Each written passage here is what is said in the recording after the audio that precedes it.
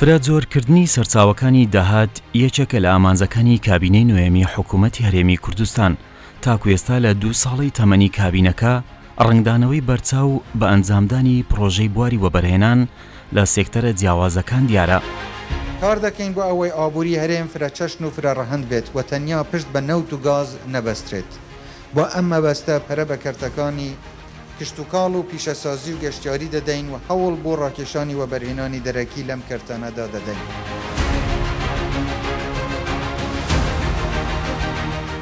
لەم بەرنامەیەدا دەمانەوێت تیشک بخەینە سەرەکێک لە پرۆژە گرنگەکانی سنووری پارێزگای دهۆک کە لە ساڵی 2015ەوە مۆڵەتی ئەنجامدانی پرۆژەکە بە چەند هۆکارێکی جیاواز ڕاوەستا بوو. دوجار لە ناوەڕاستی ساڵی 2019 تواندراوە پرۆژەکە ببردرێتە قۆناغی جێبەجێکردن، ئەویش پرۆژەی ناوچەی پیشەسازی ئۆتۆمبیلی دهۆکە.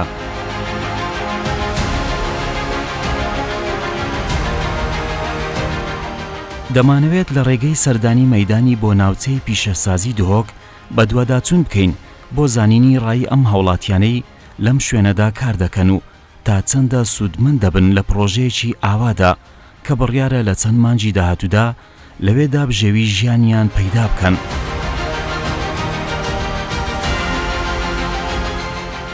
ساڵا 92 ئەس هاتم vê sînayê taban tu wextê de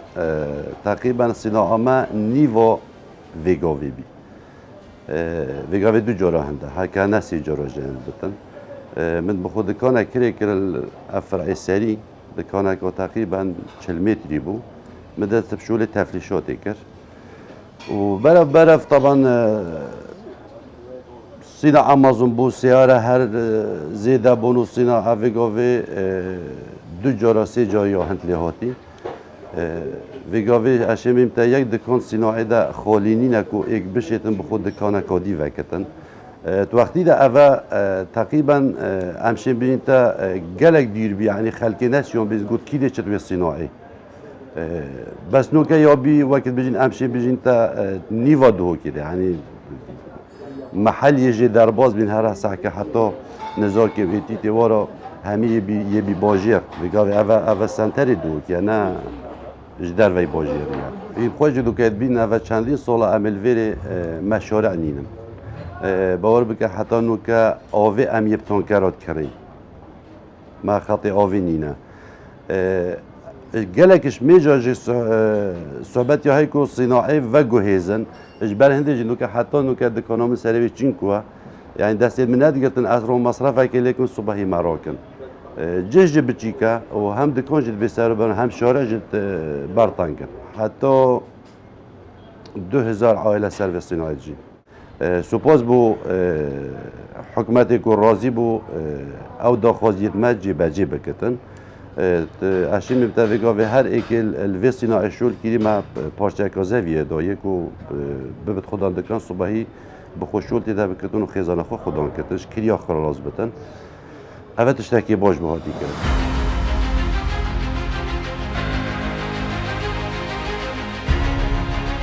ئەم ناوچەی پیشەسازیەی کە دەکەوێتە دەواازەی گشتی شاری دهۆک نزیکەی 2500 هاوڵاتی کاری تێدا دەکەن. بەو تێوان هەبوونی ناوچەیەکی پیشەسازی هاوچەرخ زەرورە تا بەهۆیەوە ئەم شوێنەی کە ئێستا کاری تێدا دەکەن لە ناوچەیەکی ناڕێکەوە ببێتە ڕووبەرێکی سەوزایی مۆدێرن.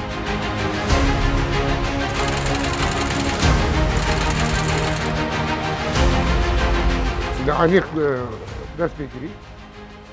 هكا سيستمي باش بقيت فيجن جيبك الشارع عندما خوش بك كهرباء ما هبط وقت فيجن تشتت صحي هبل موجود بتقاف تشتت ضروري خدمي هكا جيبك رنقنا باش تقول لما شارعي هاي لما قافها بس سري احتمال بالصالة 6 صالة ما يذكر يعني عمري ما سرعي بوري حطانو كشارع منينا روجك جيك جدهات بيفيري بمساكري بس كيف افكابينا هني اف مشروعي نيت شيء قد قلب باشا بس تشتكي قصيري هاي اجي ما الدلما خراده ام نظام قادي شليب كاس وق خداني محلي ما من سعر اخويا هاي دي شو مسؤول بس كعامل فقيري قادي شيء جديري شو خدمات ويا عامليه بيت حتى بسنا عاني عامله رجاي بس زارم بستبنجر ده هزار شتا تاكسي خولي سردي شقتي بس اف برنامجي هجي بما توضيح كربان خو جهاد كينا صناعانية أجي مسؤولية سنديكاينا كينا اف تشتي شبت عامل دي تشليت كعامل دي تشاوش دوكي جفيري حتى أولو قابشت أري فقير يومي عميد يشتا التاكسي ده بس في نقطة ما هاي السلبي الويري وام حاس كنجي أوجي جهت عردك نشان كد فقيرك فاك مقول تم بيتشبت جيراني بيتشبت سهرة هاي دوش صار شغلكم بس عامل بلا هاش عامل يهابن شكو عامل فقيرة عامل يومي ثابت كريا سوباسيا ودنا حق حمي تشتي ود رزبن حوالينينا حمي تشبت شلفيرينينا ذكرنا تيديني حمي سي مترا مجهنينا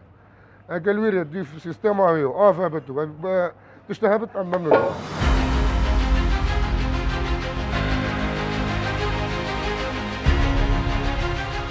قلت السيارة إنه غيرت السيارة شكل إلا ببيع غاسدة بجوا إيش دربا مش نوده بلكي يوري فوقش بيجينا ودر فوقش ترى شورعت قيران يتشكلينا هم جل ممنوع حكومتنا مودم يعني بيجوا بورك جلك تصد المرود احتمال تتسينوعي شبرتش همي شورعت أخينا نخوشة جنة البروس يريد بيجين جلك وبرفرا أدي إيرا كده بتصور زي بيتان باش اللي بودوك إيرا بتصور جلك بوش شو جلك بوش بتصور زي أنت حديقة جلك بوش والله كي ولد بو جلك بوش ده بوجر يعني شو رجنا بيجن درجه بوجر يد جل جون ترلي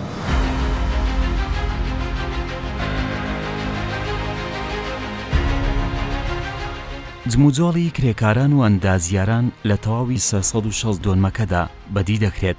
کە ئێستا سێ ناوچەی یەکەمی پرۆژەکە بە چڕی کاری تێدا دەکرێت تاوەکو لە مانجیدەی ئەمساڵ پرۆژەکە بەڕووی کاسبکاران بکرێتەوە. ئێرە ناوچەی پیشەسازی ئۆتۆمبیلی دهۆکە. لەم ڕووبەرەدا لە دوای دیزاینکردنی بە شێوازێکی مۆدرن ئێستا کاتی جێبەجێکردنی ئەم 19 بەشەیە کە تەواوی خزمەتگوزاریەکانی بواری ئۆتۆمبیلی بچووک و گەورەی تێدا دەستەبەر دەکرێت کە بۆ هەریەک لەم بەشانە کۆمەڵێک دوکان بەڕووبەری جیاواز دابین کراون. جگە لەمەش ناوچەکە خزمەتگوزاری دابینکردنی ئاو و کارەبا و خواردنگە و مزگەوت و نەخۆشخانە و ناوچەی سەوزایی و ئاگرکوژێنەوە و بنکەی پۆلیس و تەنانەت ئۆتێلیش لە خۆی دەگرێت. لەگەڵ خاوەنی کۆمپانیای جێبەجێکاری پرۆژەکە قسە دەکەین، دەپرسین ئێستا پرۆژەکە لە چ قۆناغێکدایە و تا چەند هەلیکاری زیاتر دەڕەخسێنێت لە شارەکەدا. پروژه خزمەتگوزاریên تۆمبیلا پروژه مولەتەوێ یاوە بەرهێنانێ نزیک 4 ساڵ بۆ هەتینە دانان لێ ji ber ew arîşên destpêkê hatîne terêka kompaniyê da tako arîşê du hatîne çareserkirin li heyva 10 sala 2019 me dest bi karî kiriye bi şêwekê resmî بوو ماوێ 2 ساڵم کار لەسەر پرۆژێتکەن بەش ji ber hebûna qeyrana hatina koronayê û çend arîşên dî mawekî Kurda proje hat bû rawestandin lê ew katema dubare vegerandiye ve û mavê karkirinê me zêde kiriye. Nuke karkirin li ser projeyê rojane nizîkî 500 kerê kar zêdetir kar dikin li ser projeyê û karkirina wan li dem ji mêr heftî spêdê taku heftî îvarî kar vî projeyê de dikin. Xweşhalî ve demê hatina kabînaniya hikûmeta herêmê ku wek palpiştek ji bo tevaya projeyên parêzgeha Duhokê bi taybetî kertên pîşesazî ku şêweyekê zêdetir û baştir girînkî pê têde dan şilayê hikûmeta nû ve ji ber hindê tanûke elhemdullah me hiç arîşeke digil rêveberiyên peywendîdar vî projeyê de nebûye. Wek me diyar kirî ku mavê projeyê 4 sal bûn lê demê destpêkirina projeyê me sûz da bû hawlatiyên xwe xwedankara her wasa rêveberiya giştiya weberhênanê û rêveberiyên diyên peywendîdar ku em vî projeyê mavê 2 salan da kemtir tewa bikein tanû kamil dîv sûza xwe pirêveçîn serbarî ew arîşên hatîne terêka projeyê da. Nûke proje dîv ew her sezonên ku serekî ku hatîne dabeşkirin bû xwedankarên pîşesaziya kevin ku pîşesaziya destpêka Duhokê kevîte devera Baroşkê devera Serhildan dumahîka ankul heyva 10 ev sala da karê veguhastina wan de hêta kirin. Nûke kar li ser wan her sezona geşiye rêja 75 ta ku 84 sadê dîv hebûna wan her sezona. Projeyê me projeyê xizmetguzariyên Torombêla زیادتر ج 2400 یکن خدمتگزاری روبرین جورا و جور 40 متری تا کو 700 متری تدا هنه لانی کم اگر هر جای کشوان جهن خدمتگزاری 4 کس تدا کار بکردن آنکو نزدیکی 9 تا 10000 کسا دویر سودمت بند مستقبلی دا کارکنی داد نوابی پروژه دا ئێستا کە کاتی دروستکردنی پرۆژەکەیە کۆمەڵێک هەلیکاری جیاواز لە ناوچەکەدا دروست بووە یەکێک لە ئەندازیارەکان باز لەوە دەکات کە ڕەخسانی هەلیکار لەم پرۆژەیە لە بەرژەوەندی هاوڵاتیانی ناوچەکەیە کە لە بواری بیناسازی بە هەموو بەشەکانی کار دەکەن ئەمەش دەمانگەیەنێت ئەم خاڵەی کە سەرۆکی حکوومەت لە کارنامەی کابینەی نوێمدا ئاماژەی کرد لە بواری ڕەخسانی هەلیکار لە سێکتەرە جیاوازەکان هەوڵی جددی بۆ دەدەن گەنجانمان سەرمایەکی نیشتیمانی گەورە و کاریگەری مرۆڤین و ئایندەسازی وڵاتەکەمانە بۆیە لە میانەی کار و بەرنامەی گشت وزارەتەکان کار دەکەین بۆ بەکارخستن و ئاراستەکردنی توانەکانیان بەرەو بنیادنانی کۆمەڵگەیەکی تەندروست و پێشکەوتوو کە ئایندەیەکی گەشتر بۆ وڵات فراهم کات. ڕێکەوی پرۆژەی ئەم شوێنە دەرفەتت کاری بۆ کۆمەکە گەنجال بێرێ بڕەخسینی تا حدود 40 حتى 45 كاسات قال ما كارت كان رجعنا احتمال حدود صالة البيرة إيش كان وأف خلقي خلقي مال البيرة شول كذا رجعنا استفادة كباش جد بين هم كريكار هم أما كومباني راستی در فترة باشه پیدا کردیم با خلق دوی. راستی هبون وان پروژه با خلق دوی که با همین باشه کردستان در فترة کاری پیدا کرد برای اینکه افکار ما انجام داد خلق دیجدر و ولادی ها مثلا ترکیه یا رومانی تا نمیشه جبهت کرد نوکه خلق ما دوی که ما فیر کردیم وقت انداز زیاد سری آنها و دیگر ما کار کردن روزانه استفاده که باش کنش اینا بشه افغان جب شد در و ولادی شول کرد خلق دیجدر و ولادی بینی شول کرد اف در فترة کاری هایی بین رقصاندن ده یعنی جمعی شول کرده و شوله که باشه تا انجام داد انشالله. ئەم ناوچەیە بۆ زیاتر لە 50 ساڵی داهاتوو دیزاین کراوە دەمانەوێت شێوازی ئەندازی بیناسازی و ڕێگە و بانەکانی بزانین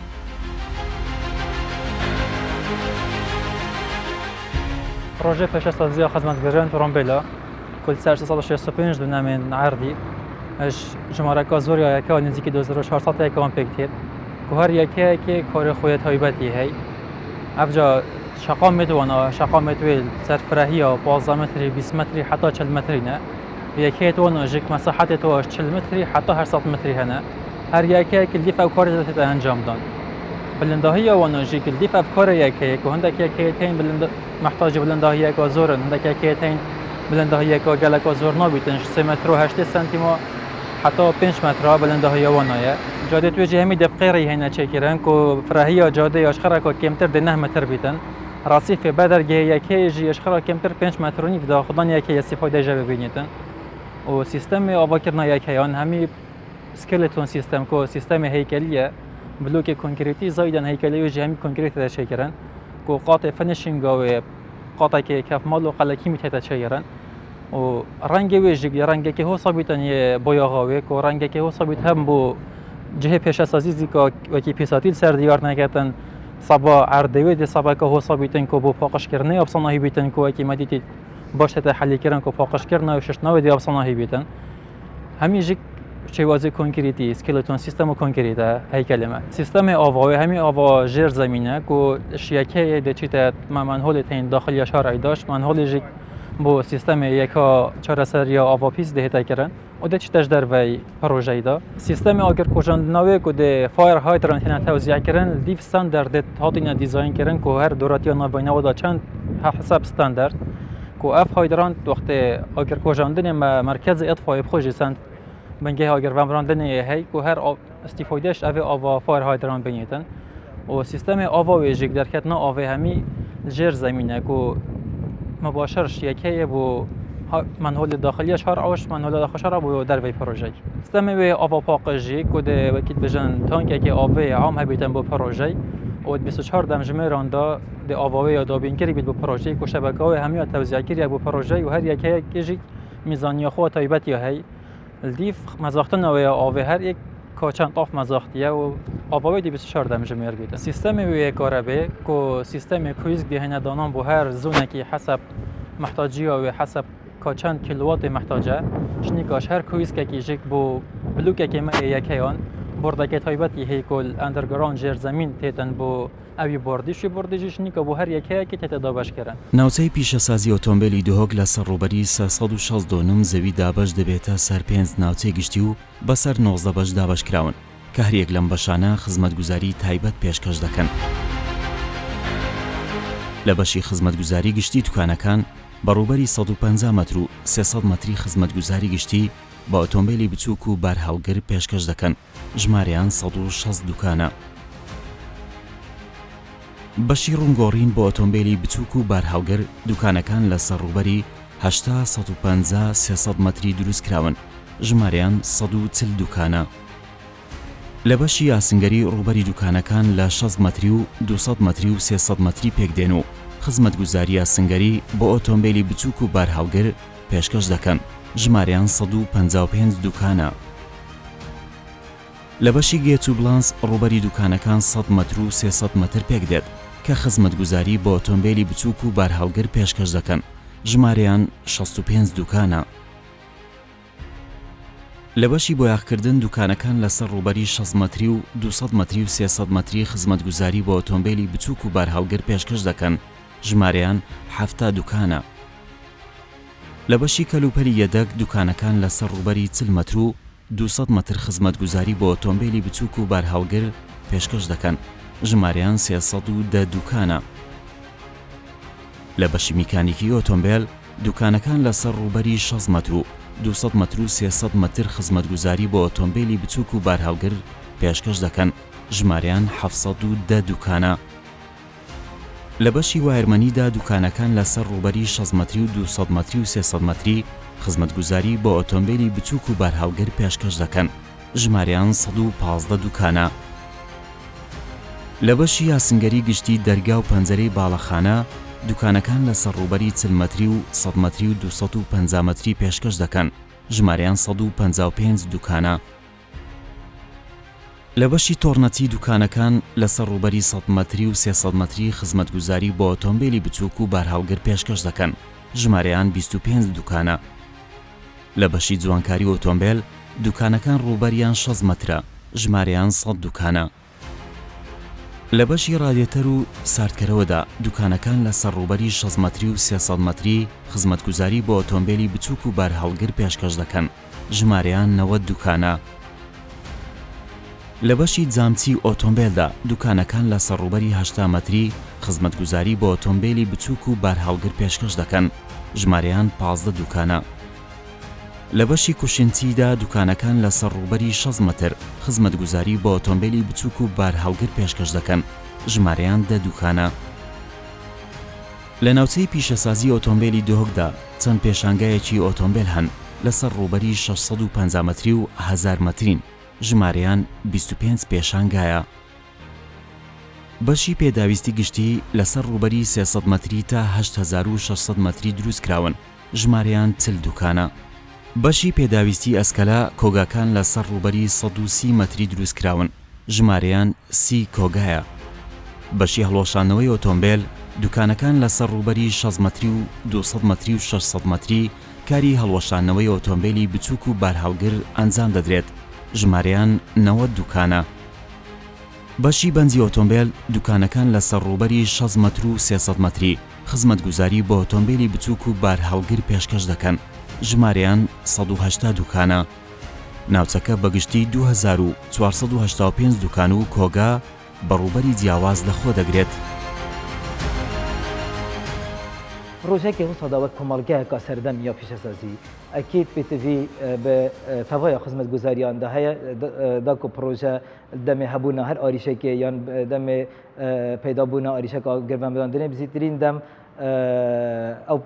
ئەو ئاریشە بێتە چارەسەرکردن ji ber hindê divê dame hezira danana bingehê germemrandinê kiriye bingehê polîsan kiriye ji bo rêdana her arîşeka neçaverkirî bête durustkirin her wesat gel wê dame cihê cihek taybet bû danana mizgeftekê nava projeyê de kiriye ku senterê projeyê de her wesat cihê çêkirina motêlek bû ew kesên ku ji derveyê dihûkê ji ber ku derwaza دروازه سرکیش بو عراق و دگل پایتخت هرم کردستانه جبرنده ما هزار توریش دا کریه هر وسط نوا وی پروژه دا ما 5 زندان اینش بو خدمت گزاری پی تی وی جوانا رستوران تو جه شیشتنا ترومبیلا جه چاچی و ام بیشتر هر پی تی وی کادیات نوا وی پروژه دا همی ما بردست کردن بو او کسین هر وین سردان وی پروژه بکن یان ویتن نوا وی پروژه دا کار بکن.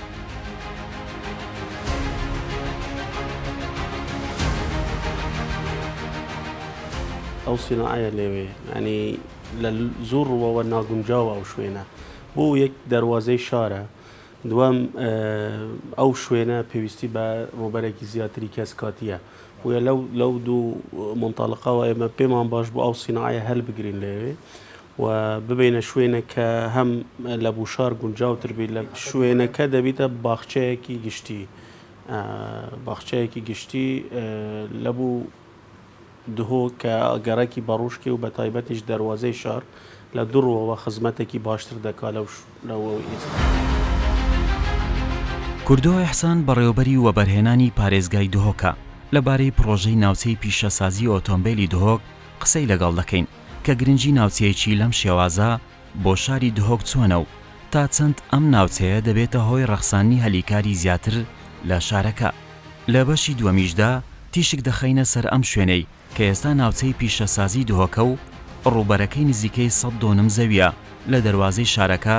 چارەنووسی بە چ پرۆژەیە کۆتایی دێت. دەڤێرە پیشەسازیە سڤێک یانجی پیشەسازیە ئۆتۆمبیلە پارێزگەها دهۆکێک و بەرنیاسە پیشەسازیە باڕۆژکێ زیاترە لە 40 ساڵ ئەو دەڤێرە هەیە لە کەتواردا و بە شێوەیەکی زێر بێسەروبەری شەر بە قوناغ دروست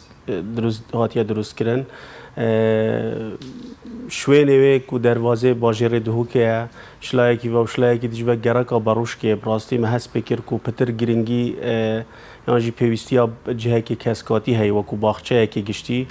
ji ber hindê me hizir têda kir û me hemî hewldan gel rêveberiyên diyên peywendîdar ku em bişên evî projeyê veguhêzîne cihekî guncaytir lîf master plana dihûkê û xoşbextane piştî çendîn kumbûn û danûstandina gel xelkê ku kar diketin pîşesaziya barûşkê em şayên hemiya qenaetê pê bînin û sûtmend bikin ku encamdana projeyî herek bibîte xudan cihekê dîtir ji rûyê rûberî ve baştir û ji rûyê kualitiyê ve baştir ji ber hindê encamdana vî projeyê di ev devera ku em nûke bêjin derwazê bajêrê dihûkê debîte baxçeyekê giştî ku di rêja keskatiyê li cihekî gelek giring li bajêrê dihûkê zêde ketin ku ew jî devera barûşkê ye ku gerekeka pitir xelkekî hejarnişînê hey ku dê encamdana vî parkî delîveyeka dîtir yan derfeteka dîtira bêhên firehî û xweşguzariyaniyê bû wan peyda bîtin. Her dîsa em behsê projê nî bikên yê pîşesaziya dihûkê ku dîsa li ser rûberê 300 dûnemên erdî û bihayê zêdetir ji 7 milyon dolara nûket qunaxa bi cihînanê daye û xoşbextane li ser demê kabîna neheya hikûmeta Herêma Kurdistanê qunaxên gelek mezin sererayê wan qeyranê bi ser herêmê jî dihatin bes karkirin vî projeyê da nerawîstiye yanî zêdetir ji 7 sedê kar yê derbas bûyî di vî projeyê da û em umêdîn gel destpêka salê ev cihe bête veguhastin bêguman veguhastina bû cihênî ev cihe şilaya plansazî ve guncaytir e çuka dikefte sê gûşeya parêzgeha dihûkê hem devera Dumîs û Feydiyê hem devera Sêmêlê hem devera dihûkê dê bi sanahîtir gehîte wî cihî we dîsa jî ji rûyê plana cihî ve yanî nexşeyekê modern û rêkûpêk hemî xizmetguzariyê xwe ve ji cadde û baxçe û xaringeh û kaftiriya û hemî tişt bû wî xelkê kar diket wêrê û ew xelkê seredanê jî diketin jîngeheka karkirneya gelek baştir hayê. Birawerdiya hindê nahête kirnê ku eva kevin wekî min gotî yanî bi şêweyekê destpêkî û qonaq hatiye avakirin heta vê gavê jî tu bibînî yanî ne cadde û ne av û ne solîn wêrê da nebûyne cihên bêhên firehiya xelkî nebûyne bes projeyê da ev rêkûpêkî û li dîv standerdên cîhanî wekû cadde wekû baxçe wekû cihên bêhên vedanê hemî gelek rêkûpêkî hatîne danan û nûke قوناغین gelek mazin karkirinê derbas kirîne û li wextekê nêzik dê keftet xizmeta xelkî de.